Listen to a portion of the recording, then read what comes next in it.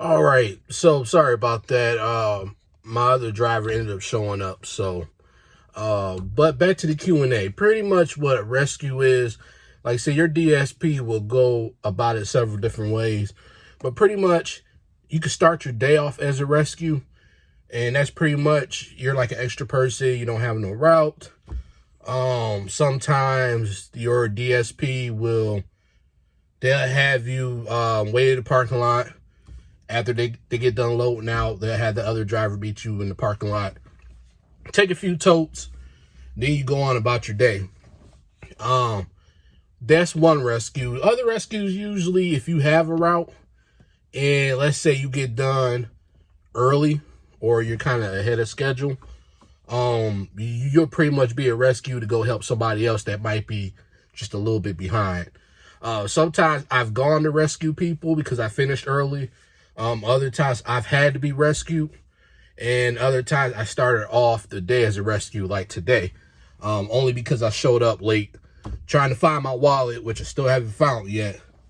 Kind of mad because I hate losing my wallet. I do not like losing it because, I mean, knock on wood, I haven't really lost it too bad in the past, but there's been times that I've lost it where it's just somewhere in the house. I think one time I left it, at a store. Most of the times it's in the house somewhere. Very few times it's in the car. But anyway, that's a rescue.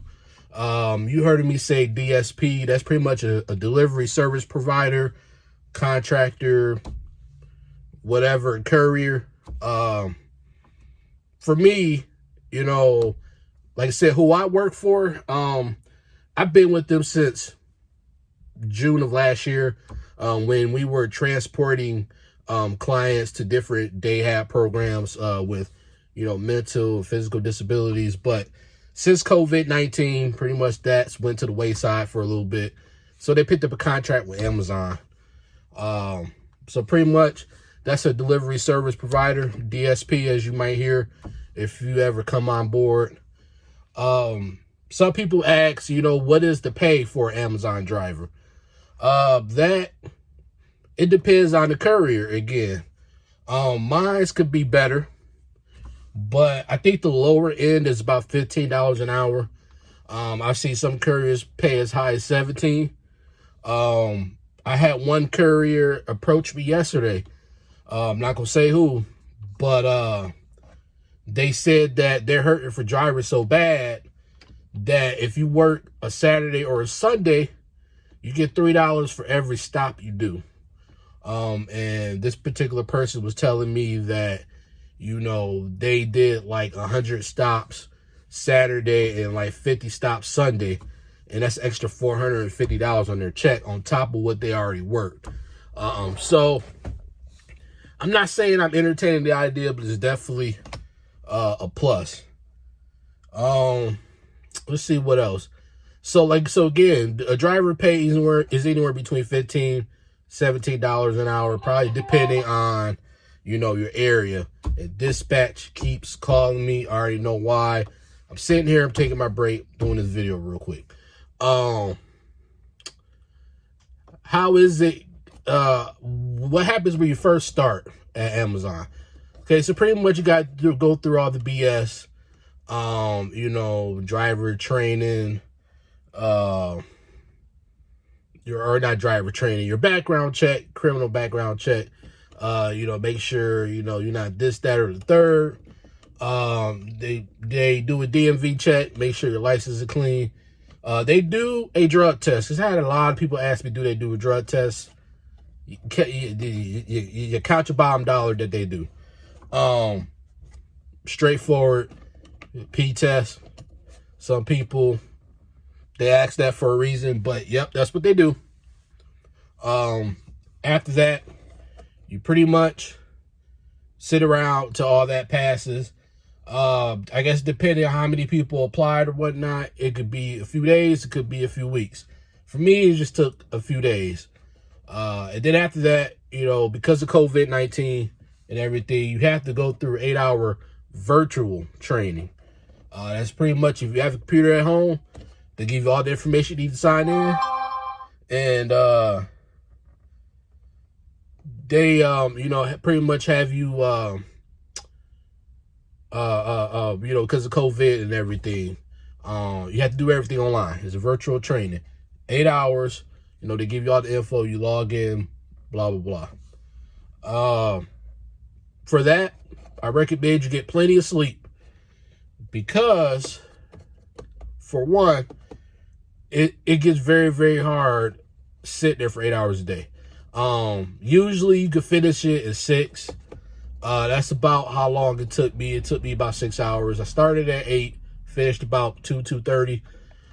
That's pretty much the normal. You only get 8 hours, so you have to pretty much make the best of it. Then there is a test at the end. I believe it was 40 questions, I want to say. You could only miss 8.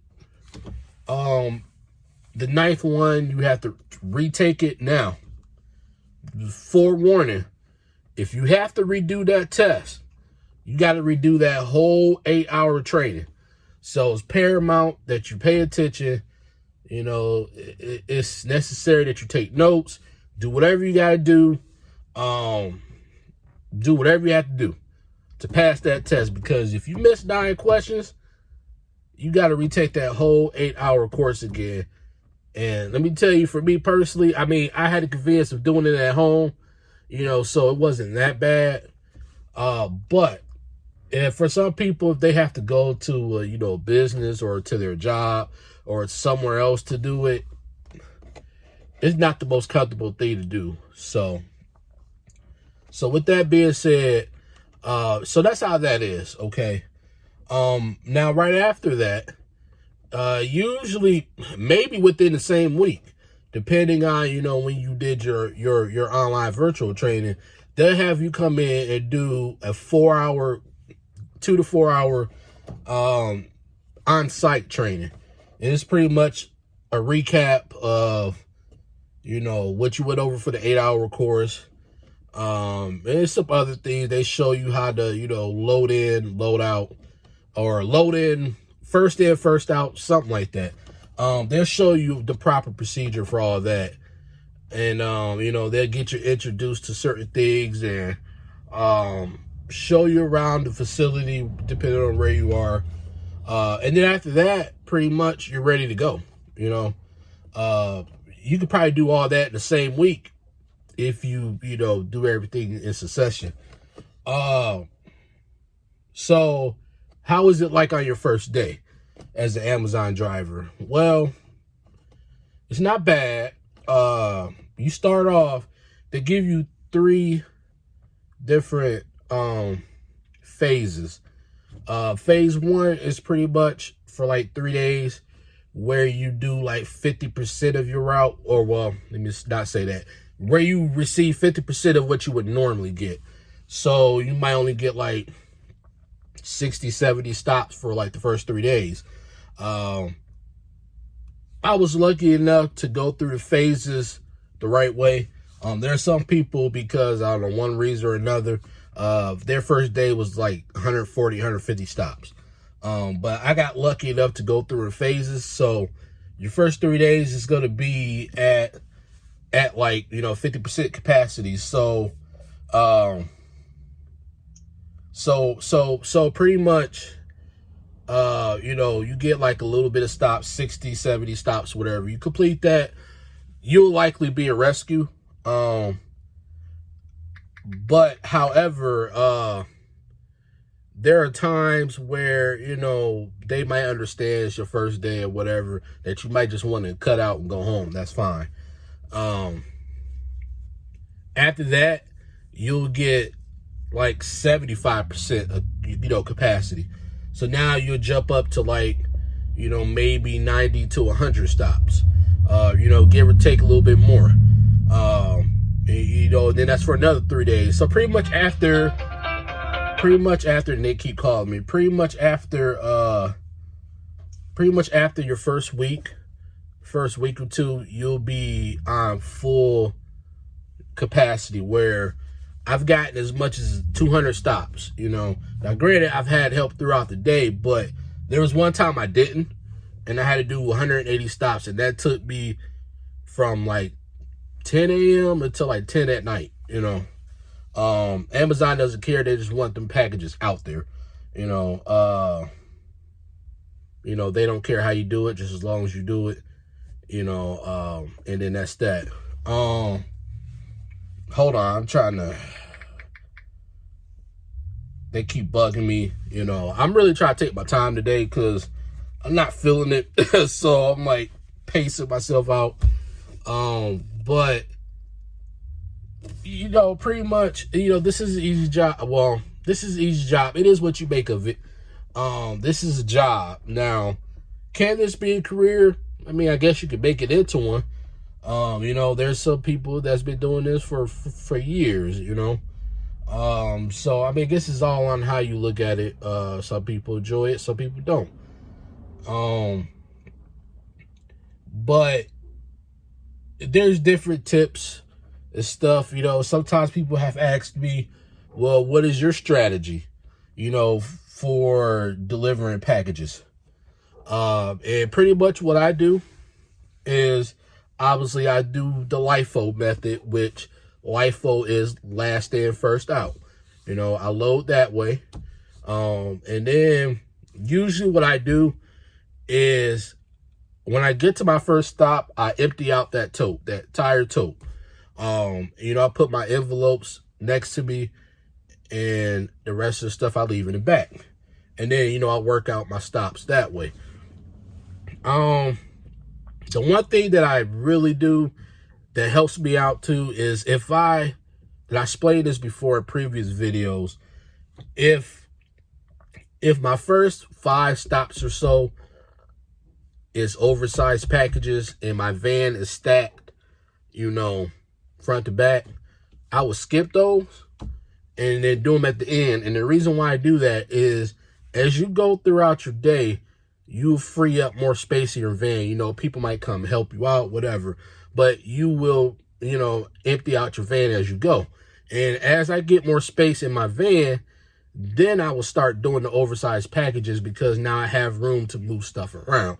To me, that's faster than getting to your first 5 stops and having to, you know, every time you get in or every time you stop, you have to throw boxes to the side and dig through till you find what you need. I don't like doing that. So, you know, I'll go on and, you know, I'll go on and, you know, do what I have to do. I'm trying to text dispatch at the same time, but, I can't think of anything else. They pay well, depends on the courier. Some pay weekly, some pay bi-weekly. Pretty much that's that. I can't think of anything else really right now. You know, I got dispatch bugging me. So, if you have any more questions, I'll address them in a different, you know, video. But as always, you know, be safe during this pandemic. And until next time, folks, take care.